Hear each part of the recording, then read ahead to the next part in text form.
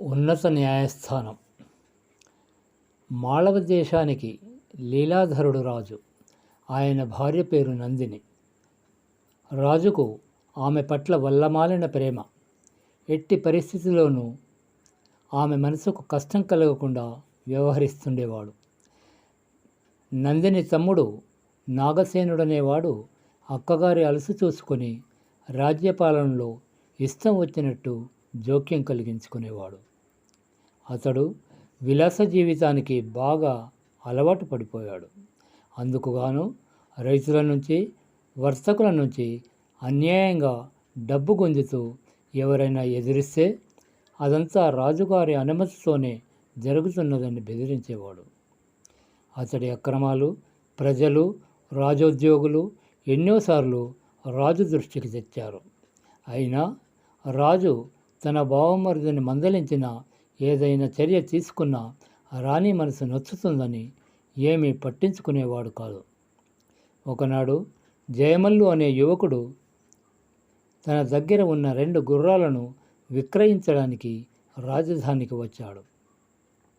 సంత వీధిన పోతున్న నాగసేనుడు ఆ గుర్రాలను చూసి జయమల్లు దగ్గరికి వచ్చాడు. అతడు గుర్రాలను కొనడానికి వచ్చిన వాడనుకొని జయమల్లు వాటి ధర చెప్పబోతున్నంతలో నాగసేనుడు అతన్ని వారించి, వీటికి పన్నుగా 25 వెండి నాణాలు చెల్లించవలసి ఉంటుంది. అలా కాని పక్షంలో ఒక గుర్రాన్ని వదులుకో అన్నాడు గద్దిస్తూ. జయమల్లు ఆశ్చర్యపోతూ, అసలు గుర్రాల అమ్మకమే జరగలేదు, ఇంతలో నేను పన్ను చెల్లించడమేమిటి అని అడిగాడు. ఆ జవాబుకు నాగసేనుడు రెచ్చిపోయి, ఒరేయ్, నేనెవరనుకుంటున్నావో, నాకే ఎదురు పలకడమా అని జయమల్లును దుర్భాషలాడుతూ చెంప మీద గట్టిగా కొట్టాడు. దానితో జయమల్లు కోపం తెచ్చుకొని కత్తి దూశాడు. నాగసేనుడు కూడా కత్తి దూసి అతని మీద తిరగబడ్డాడు. ఇద్దరికీ కొద్దిసేపు కత్తి యుద్ధం జరిగాక నాగసేనుడు కొద్దిగా గాయపడి అక్కడి నుంచి పారిపోయాడు. తర్వాత అతడు రాజు లీలాధరుడి వద్దకు వెళ్ళాడు. ఆ సమయంలో మంత్రి మకరందుడు, రాణి నందిని అక్కడే ఉన్నారు. నాగసేనుడు రాజుతో, గుర్రాల వ్యాపారం చేసే ఒక పల్లెటూరి పొగరుపోతూ నన్ను గాయపరిచాడు. సంత వీధిలో ఉన్నవాణ్ణి వెంటనే బంధించి కఠినంగా శిక్షించండి అని చెప్పాడు. రాజు భటులను పిలువబోయే అంతలో మంత్రి, ప్రభు, కఠినంగా శిక్షించడం మాట తర్వాత ముందు ఆ వ్యాపారితో పాటు అక్కడ ఉన్న సాక్షులను కూడా పిలిపిద్దాం. అప్పుడు న్యాయాన్యాయాల విచారణ సులభమవుతుంది అన్నాడు.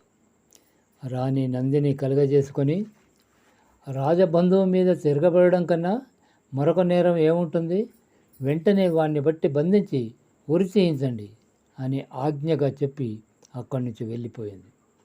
రాజభటులు నగరంలోకి పోయి జయమల్లును పట్టుకొని రాజు వద్దకు తీసుకువచ్చారు.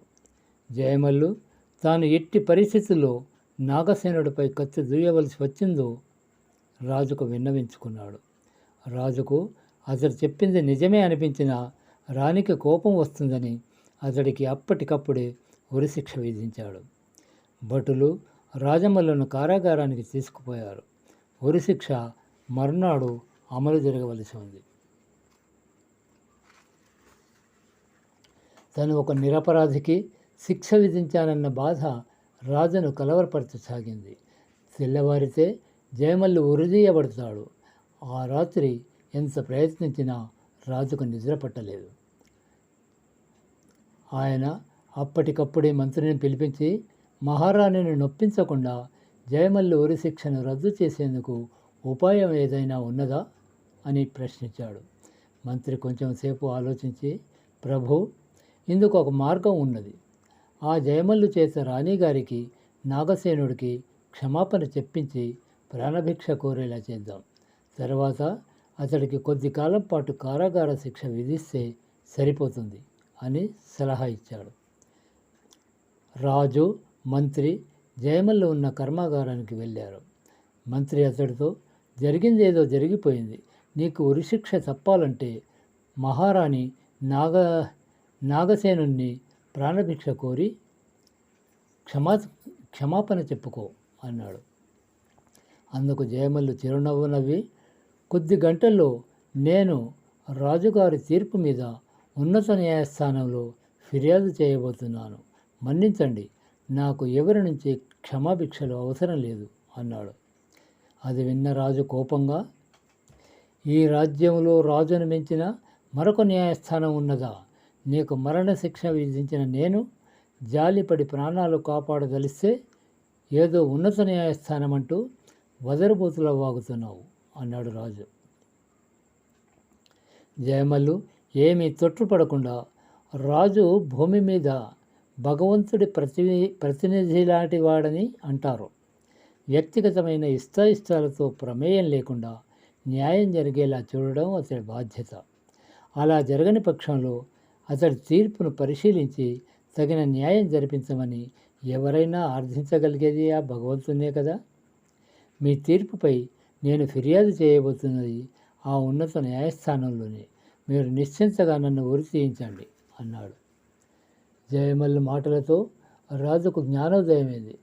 న్యాయపాలన ఎంతటి పవిత్రమైనదో ఆయన అవగాహన చేసుకున్నాడు.